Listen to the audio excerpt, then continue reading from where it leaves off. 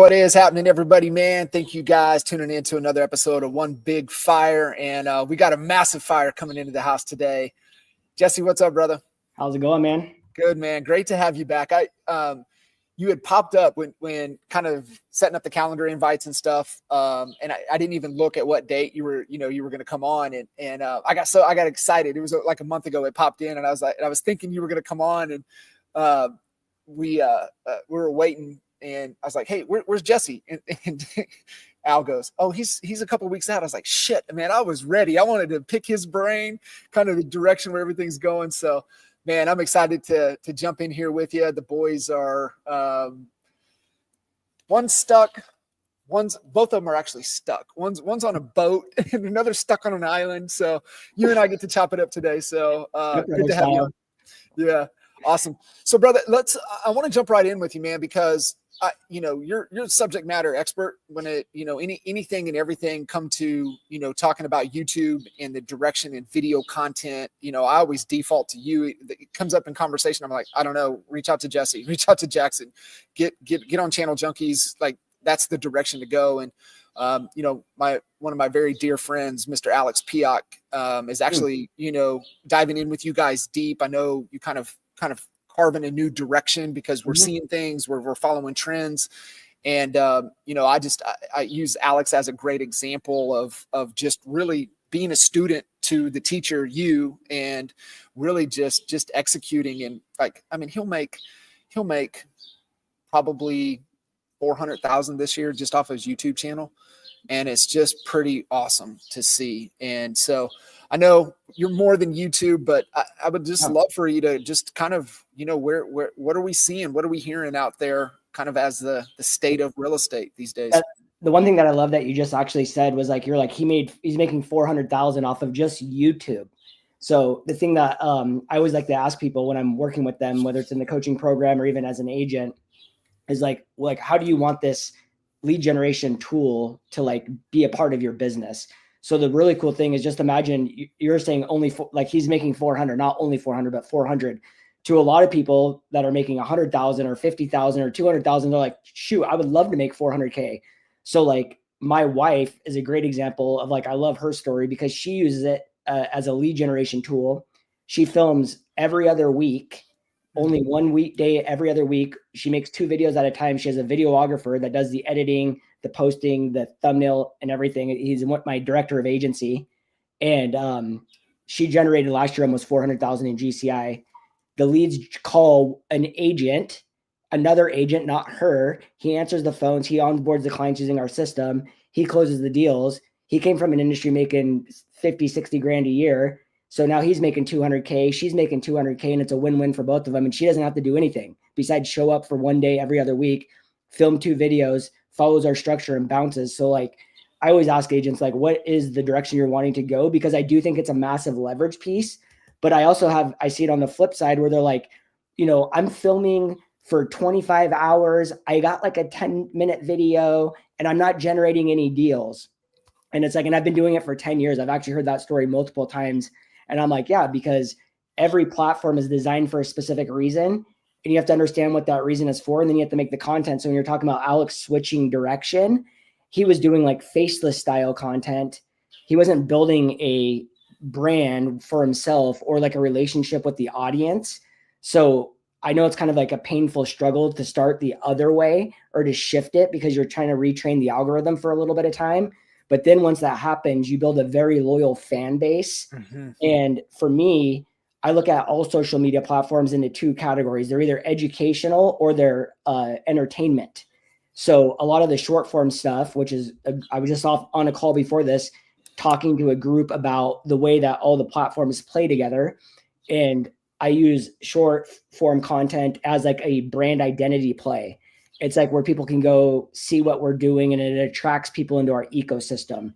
Now, if they want to go and learn about what we actually do and how you can inject that, whether it's into real estate, relocating, or if you're an agent wanting to learn, that's where you go to our long form. So everything is in the hierarchy of content play. So I do see the world shifting all the time. The one thing I do love is YouTube long form, which is my bread and butter, has always played the same role for the most part all along. It's just the consumer behavioral change that we've had to adjust for. So if you met us 7 years ago, we were anti-home tour. That we were like, home tours and nobody wants to know about it. But that was before COVID, and everybody was buying small homes, tiny homes, and they wanted all of this travel freedom. They wanted all of this freedom. They want location to them was more important than anything. Fast forward through COVID, what we realized is the consumer and the behavior changed of the consumer, where they started now work from home. They wanted all of this space, and they wanted to. A lot of people wanted to move away from these bigger cities because they wanted this, whether it was like health, they were health conscious. They didn't want to be around people. They thought all these things were happening. And their house became their number one priority. So we identified that really quickly, and we started to shift our focus into like more expansive home tour style videos. Even in the Instagram world now, I'm seeing a big shift, which I'm really liking, this whole like Reels ad situation, where it's like they run their reel, they see which one gets the most views, and they put a little bit of ad spend behind it, and then they'll be like, tell a story and say like comment relocation guide, and then they'll have like a mini chat bot set up into that, and then it like sends that consumer into their drip. And that's a very low barrier entry to generate leads of people like looking for those tools and resources, which we kind of do it the same way, but like in the long form world. Mm-hmm. And now we do a little bit of that integration with Instagram as well, but there's a lot of moving pieces into it. And another big opportunity I see is like, I hear this from big team leads all the time and brokerage owners is like, yeah, we tried all of that social media stuff and it just didn't work. And I'm like, well, tell me about your process and your system. And they're like, oh, well, we had a social media manager and, we let them deal with it. And I'm like, well, that was the problem, is they wanted them to deal with it. They wanted them to do the filming, the posting, and then they wanted him to be an expert in all the fields, but only wanted to pay him $50,000 a year. And then they didn't build a system and a structure beneath them as well, or they had an agent that did the filming and then they bounced out. And, I could go into the depths of the oceans with that whole structure and how it can be effective and very value added. And I do see a couple of brokerage owners and teams that actually have been very successful with that model, with doing it the right way, in my opinion.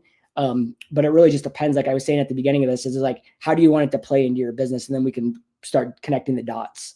Man, I love that. I'm going through Dan Heath's new book called Reset. It's really dang good. Of course, if you love the Heath brothers and all their books, I mean, they got a ton of great stuff. Switch, Made to Stick, Upstream. Like they've got a lot of great content that, there's some humor in there. So it's kind of, entertaining to go through as you're learning, business concepts and things.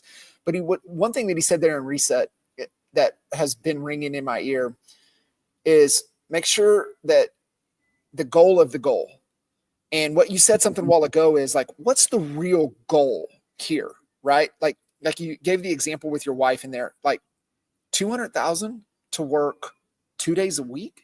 I mean, 2 days a month. Are you kidding me? Like that, like the goal is I want to make a couple $100,000 and I don't want to work that much. Great. Here's a strategy, right? Like what's the real goal of it? And I think that's the kind of the approach taking to social and taking to YouTube and long form and short form content.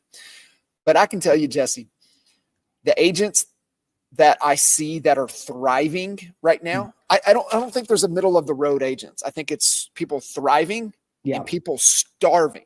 100%.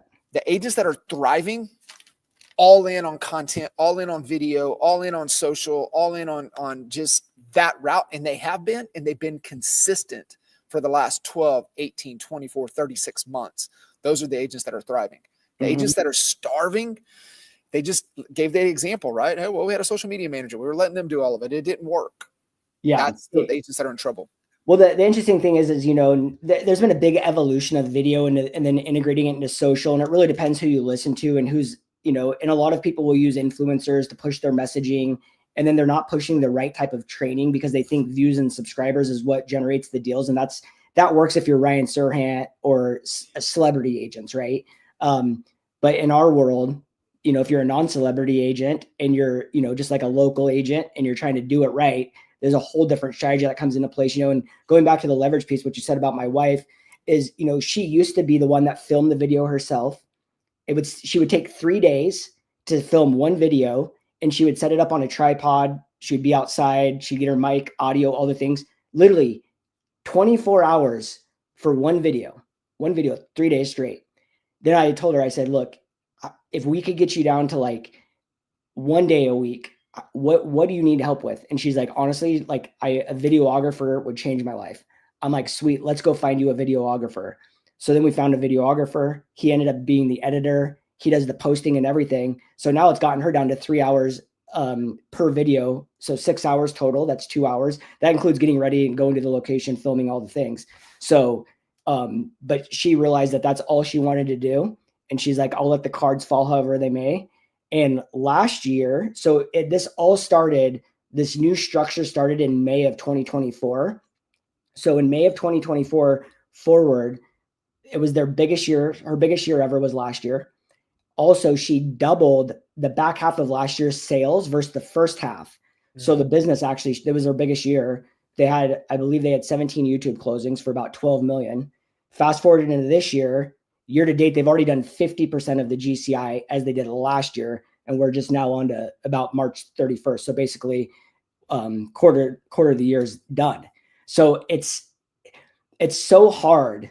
And I know it's like, even when in the struggling times, you're just saying either people are thriving or they're really starving. I came from corporate America, and I was very fortunate to go through the social media transition into advertising very early in digital world and social. Mm-hmm. But one thing somebody said that always stuck with me is they said, when the markets are red hot, don't care about anything else except for generating as many sales as possible. These markets are very rare. But when the markets shift in any industry, this is the time to refine your processes. This is the time to dial in your skills. And this is the time to make sure that all of your systems and processes and everything is in working order. So even for me in the last year, I've been trying to like get everything automated, get our systems dialed in, refine our filming processes, testing new strategies, because I know when that wave crashes down again, like it happened during COVID and our business went from 10 million to 100 million in like a blink of an eye. Yeah. It's going to happen again. But here's the thing that I realized is when I got into real estate and I interviewed over 40 brokerages and teams when I got into real estate, because I was like, I want to be around the best team. Well, I thought the one that sold the most was the best team. That wasn't necessarily the right thing. But this is the one thing that I asked everyone. I said, what happened when the market crashed? Like, how did you attack that? The big producers all said the same thing. They said, I shifted my focus into bank-owned properties or in short sales or one or the other. And that's how I survived. And then when the market came back around, I now had all of these consumers that ended up selling down the road, right? Yeah. What I heard from the people that had horrible businesses or they were struggling teams is they're like, oh, I just held on and I was, I didn't sell anything for 2 to 3 years. Like, I'm glad I had all this money saved up, so they took the safety net approach and just kind of sat back and just weathered the storm. But it was the big players and the people that are generating. So it was the same thing. It was feast or famine. You remember those days? Yeah, I do, man. I do. You had to show buyers homes for 6 months, and and there was so much inventory. They had no sense of urgency. And that's exactly where we are today. We're in this market where there's no sense of urgency with buyers. And and if you sell a listing, it's like, if it doesn't sell in the first 2 weeks, you're like, oh my gosh, like this is going to be a wild ride. So like when I'm working with sellers too, I'm like telling them, I'm like, this thing is either going to go like this, or you better buckle up. I literally just got a text from a listing I've had on the market for a year. I'm like, their contract expires this next week, and we've been under contract. It's just been a very, very interesting time. Yeah, there's a large percentage of agents have no clue what we're talking about, and so like I love that, right? Like you said, sometimes when it does shift, you have to have a singular focus. Mm-hmm. And Kinder went all in on short sales. I went all in on new construction, and I latched my wagon to a hot home builder that had the right price point in the market for people that were buying. Like, he was the guy. Like, I mean, I did every open house. I was the listing agent. I was the buying agent. Like, he said, jump, I went and took care of it. And that's how I survived and made it through. Plus, we also knew how to do online lead generation during that time. So running new construction, running eye candy into a market when very few homes are actually selling, or people that can, they're buying the eye candy, and I'm capturing the leads as they came in. But you had to have that singular focus. That was a great question to be asking to see how, they navigate the waters, because there's always a move, right? We always have a move in any market conditions. The only time is when we, like you said, those agents that just quit, they just gave up. That's what they chose to do. I want to add something into that, because you just nailed a huge point that I talk about all the time is with the way that content is also structurally shifted. And when people are like, you guys used to say to never do home tours, like a lot of our original clients from back in the day had massive success. And then they just kept doing it the old way and their business started to really fail. And it's just like anything else. You got to stay on with the times. I tell agents, I'm like, look, we do these new construction houses that are fully staged because it's visually stimulating. It's the eye candy. Yes. That's why we do it. We're using, and this is the other thing, we're not there to sell that house. We're there to generate leads and use it as a funnel into our world. And here's the thing, what you just said about the home builders, guess what? Now we have all the time happening. I go onto site, we film a house, we get 10 to 100,000 views. Sometimes we do 500,000 views. Guess what? The builder's like, oh my gosh. Then the house goes pending. It wasn't our buyer, but it sold the house. And now guess what? We have all the time happening. Mr. Builder's calling, oh, hey, can you guys come film my house? Then I build a relationship with them. And next thing you know, he's like, hey, I have this 50 unit project. Can you guys list it for me? Yeah. So now I'm like in this I'm in this world of my relationships I'm building with all of these builders. Mm-hmm. I'm going to lunch with a builder every week now. Yeah. I'm just wanting to build the relationships because I know one day they're going to be knocking. Yeah. It's the angle, man. I really do. I think that's, where are the pockets of opportunity in any market conditions. The builders are definitely a huge opportunity utilizing the strategy that you're talking about. I want to go back to, I agree with you. The videographer is a make or break on the situation. And I was chatting with Leanne about this, right? Because she's been wrestling with a few. And we were going back and I was like, listen, I said, and I want your take on this. I believe the videographer has to have a vision and sees things rather than it needs to be cookie cutter, black and white. We're following this technique. They got to have a vision. They got to be creative with you in the story that you're trying to tell within that. How do you kind of coach, lead, look for the right videographer to really make this excel? Okay, so this is going to be like a kind of like a multiple layered answer, but it's very important. So when I'm first of all interviewing videographers or editors, I will take a video that we've already done by like the way that we want it done, and I'll say, here's all the raw footage that our editor used. Now I want you to recreate this exact video. If they come on and they're like the video is identical, I'm like, perfect. This guy listened to exactly what I told him I needed. He did exactly what I wanted him to do, and he made it a mirrored image. What happens is a lot of videographers or editors, they think they know what we need in the real estate business. So they'll take our stuff, and then they'll just start making it this crazy video that I've never seen before. And so it's very interesting to see the difference. And so yes, you want them to have the creative freedoms and all this and that, but like I also need them to create me a product that fits into our arena for our world. So the videographer, it depends what type of creator you are. I was just on a call this morning where I was telling the agent, I'm like, look, you need your videographer to be the director. I said, so they need to have a checklist in my mind. I do this with my wife's videographer is I send him a list of, hey, these are the 8 things that I need to make sure she hits on in this video. The videographer should be showing up on site. He should, like, once you've established this plan with him, this is what he should be doing. He should be showing up in advance and getting all the drone shots. He should be able to walk through the house if he has access to it to create a path for you, the creator. And then they also should be looking at like, what are the hooks of this video? Does this thing have a killer shower that you've never seen before? Is there a bomb shelter or like a panic room in this house that's going to be very shocking that's behind the kitchen wall that you can pull out? Like there's all of these things going on, and we call those like honey pots, and how you're going to layer those into the video. And then when you show up, is he just like, hey, well, the house is ready. Let's have a 15, 20-minute debrief or a briefing of like what's going to happen here. Let's get your thumbnail shots while I have the drone up in the sky, or I have my camera out when you show up on scene.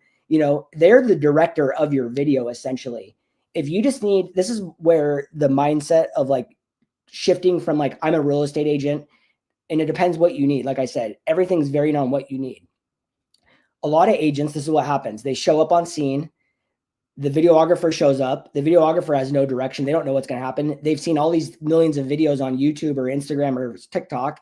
And the next thing you know, the agent's cutting a 30-second video, walking out, adding all this crazy music, flipping their hair, talking about being a top producing agent. They just listed this $2 million house, blah, blah, blah, blah, blah.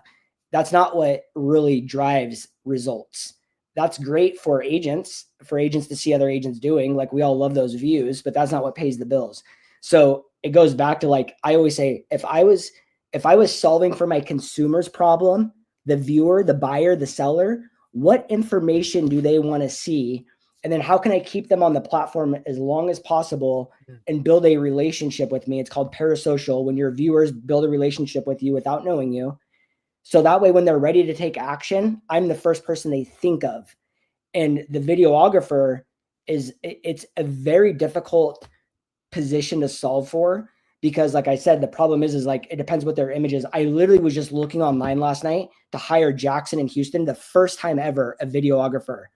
I went through and screenshotted 50 videographers that I found, and not one of them in my mind was the solve for our problem, because of what I saw on their social media and how they were making content, because I know, based on my experience, what I'm going to end up with.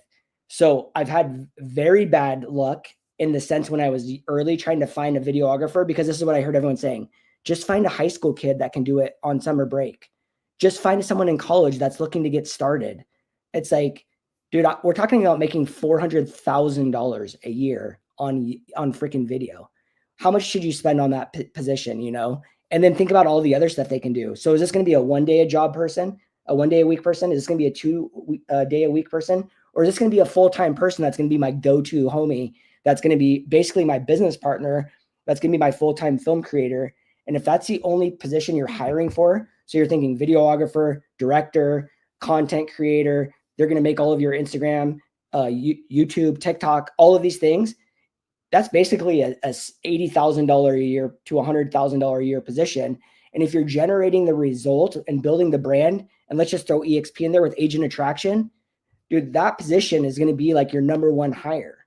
Yeah. So it goes back to what we said. What is your goal, and what are you hiring for, and what are you trying to solve? And then a lot of agents don't know how to even like articulate what I just said to somebody to even get them to that path forward. So then it goes back to, like, who are you getting coaching from? Who are you getting training from? Are you following the people with success? So back in the day, I had my podcast. It was called The Digital Mayor Now, and where I interviewed interviewed all the top influencers in the industry. And then our final question was always, how many deals have you gotten from this platform? And dude, only one of them ever said that they were getting deals from their content. And That's so wild. yeah, it was wild. So that's actually what actually got us really inspired to get like focus 100% into YouTube, because it was the one agent that said they got deals. It was from YouTube. That's so wild. I remember sitting in at Traffic and Conversion, and Damon John was up on stage, and Roland was grilling him, asking him some questions, and they got into the hiring side of things. And he goes, listen, I don't look at anything but their social media, because it tells me everything I need to know about them. And if it's something that misaligns to our values, 100%, we don't talk to them. That's a great point. I didn't even like this, like, well, duh. That's like the most obvious thing, right? You're trying to hire a creative or somebody that is going to be that kind of an extension of you to help create this. Go look at the content they put out. That's I wish such I a could, valid every point. time I keep trying to share my screen, it's like blanking out, but I was like, I should show you the all my screenshots from last night. I literally have a full entire page of Instagram, because I just went into Instagram search bar and I typed in Houston videographer. Anyone that's looking to get hired is putting those hashtags in their content because they want to get hired. Yeah. And then I'm just looking at the style of content. And you know what I realized is every single one of them that was focused on real estate, you know what they were trying to sell? Courses. They're trying to sell courses to real estate agents. And I'm like, this is insane to me. Yeah. Yeah. They're gonna make a ton more money partnering with real estate agents and Exactly. and going through the process. I love it. I love it. So you did mention something about, agent on the agent attraction side of things. Like where is the focus in the strategy if agents are looking to, up the agent attraction game, leveraging, content, leveraging YouTube? Like what's right, what's wrong? Like what should they be thinking about? It's kind of like what you said. I have a couple of strategies that I've deployed. I mean, I had 100 agents in my front line. The one thing I will say that I do value in our organization is, like, when I look at my overall organization, our average sales is almost at 8 sales per agent. So with the big organization, that's fantastic. That is awesome. And I have I'm still at the 30 FLQA. So that means the agents that partner with us are actually producing results. And that's at the end of the day, it all goes back to we're in real estate to sell real estate. And every conversation I have with every agent that I bring on through recruiting is I say, look, if you want to add agent attraction as a layer to your business, you can't stop selling real estate until you have that foundation built. Everything's brick by brick, because what typically happens, it's with even lead generation or social media, is agents are generating 90% of their business from one activity. Then they start doing a new activity, and then they put 90% of their focus into that, 10% to the one that was generating the deals. And then guess what happens? Boop, their business falls out. So what I notice is agents come in, they try to do some agent attraction. They don't recruit an agent on the first call. Imagine that. Then they're like, oh, I'm quitting. So what you just said about like going back and being a mirror image of your brand on social media is, when I go to your social media, are you putting out a message that attracts clients? Is it one that attracts agents? Because in our business model here at EXP, it's kind of hard to blend the two. So it's almost like you almost need to have two separate profiles if you are trying to go heavy onto social or agent attraction. I'll be real with you. I literally built a YouTube channel that was 100% about EXP. And it was basically like, if you want to partner with us, give us a call right now. That's all it said. I wasn't tricking them. I wasn't trying to teach something and use it as a lead magnet and bait and switch them. I was literally, this is what EXP is. Call me if you want to join us. Here's some things that we offer. So I think there's two massive opportunities out there right now. Number one, bilingual agents is the biggest opportunity. EXP sits where bilingual agents are in position today is where I was 7 years ago when nobody was doing YouTube. No one's doing, I do have bilingual partners. Actually, I'm trying to recruit 100 of them right now in the top 20 bilingual markets in the country. I'm filling up the board quickly because it's been my focus, and the results are insane. Dude, we had an agent that did 300 transactions in one market off of YouTube in Mandarin. Dude, in markets that never been cracked, Orange County, San Francisco, agents that are doing 40 to 60 luxury transactions in Mandarin. It's in New York City. It's a whole nother space that I've never even thought about before. But what I started to see is these cracks in the earth. In the Chuck Fozzie always says success leaves clues. I started seeing what agents were doing the business on social, and it was all these bilingual agents. So I think there's a massive opportunity there. The next big opportunity is what I just talked about earlier, and it's solving the problem for the teams and the brokerage owners, because even Leo said, EXP is not for everyone. So stop trying to make it for everyone. And if you're going to put your energy into people, put it into the ones that are producing. Those are the ones that are ready for significant growth. They want leverage opportunities, but they're typically also the attractors. And what I mean by that is, if they're growing a team or growing a brokerage, guess what they're going to do? They're going to build an organization. And the biggest sticking point for teams and brokerages at scale, it's one, the NAR situation really threw a wrench in their operation. Two, it's very hard to scale and grow multi-state or multi-location without having an expandable platform like EXP. The franchise model does not work. We all know that. The expansion model does not work in the franchise world. We all know that. That's why everyone comes here and then sees this massive hockey stick of growth. We take all of their sticking points and we pull them away. But here's the thing. If you're trying to tell somebody something they don't want to hear, it's never going to work. I talk to team owners and brokerage owners all the time. And I try to always direct my conversation into hearing what their pain points are. And I never say, well, if you came to EXP, that problem would be solved. But what I do say is I say, look, I used to deal with that same exact problem too. Mm-hmm. Everything they say, I've had that problem in my business. But when I made a move, I was able to remove that problem, and my business scaled from 10 million to 100 million in 18 months.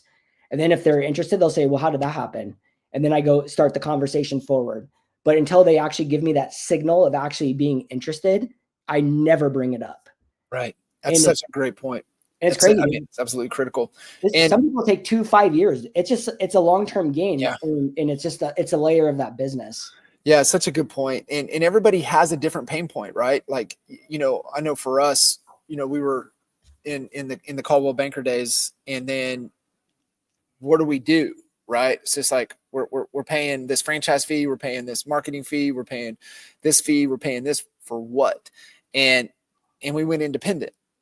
And I just like lay awake at night wondering what lawsuit is coming my way that I got to deal with, right? Because especially, the top producing, teams and the more you produce, just the probability that there's going to be more issues. That's really all it is, right? I mean, it's this percentage of issues that happen on real estate deals. You do more deals, you just have a higher percentage that you're going to be getting a phone call. And like when that problem went away, holy smokes, did I sleep better at night, not having to worry about legal, worry about my insurance, worry about those things. So it's just exactly what you said, is finding their pain point.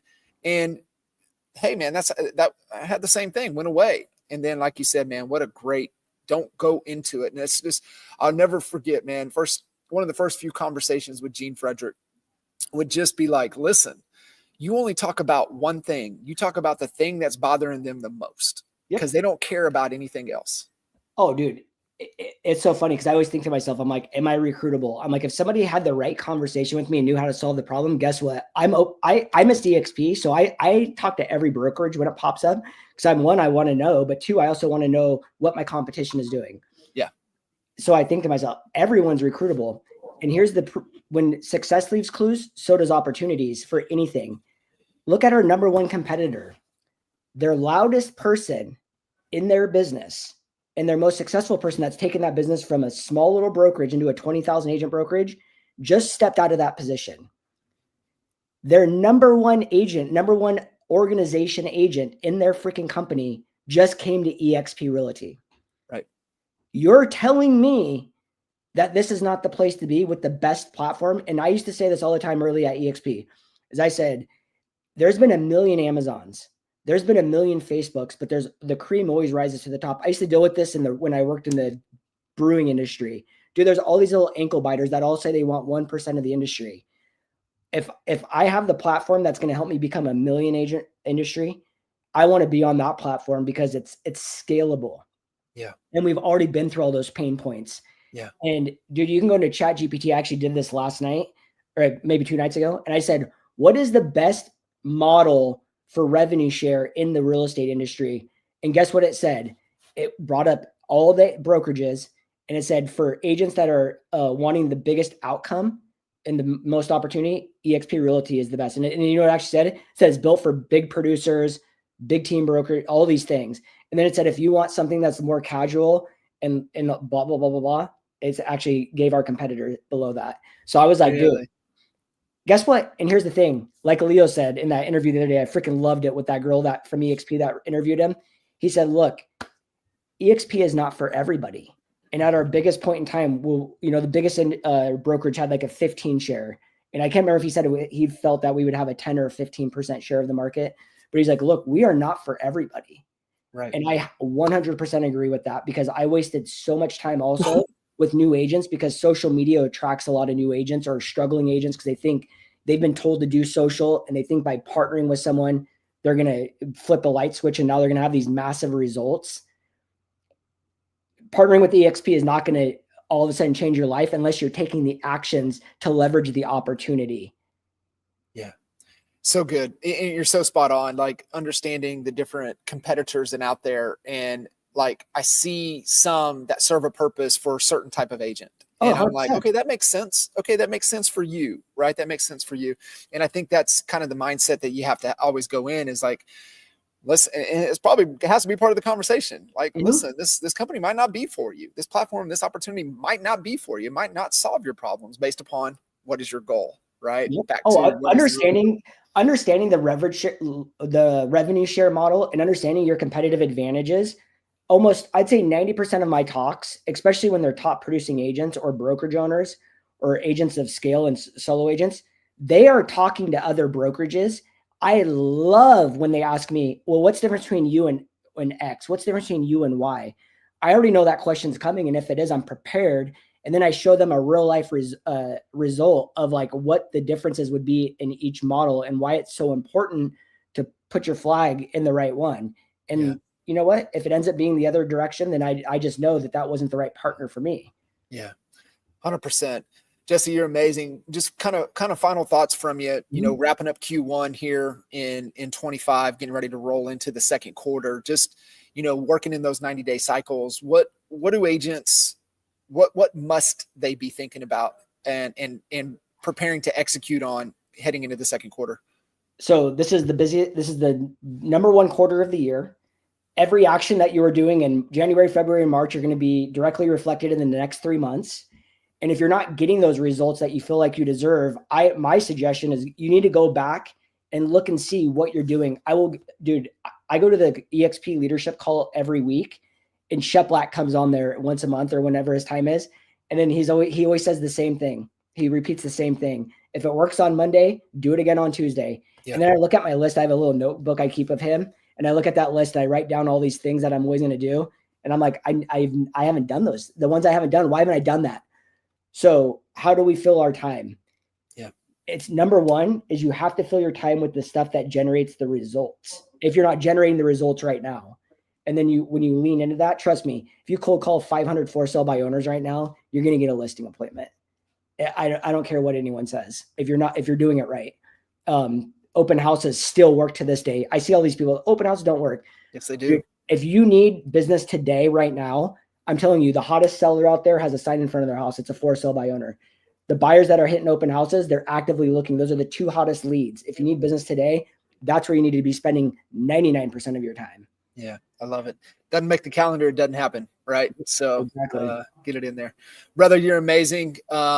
Definitely always a wealth of knowledge. I know you're at the forefront of the trend and where things are going. And, you guys listening in, I mean, you guys must get Jesse on your radar if you really want to thrive in navigating the terrains and the waters heading into the future.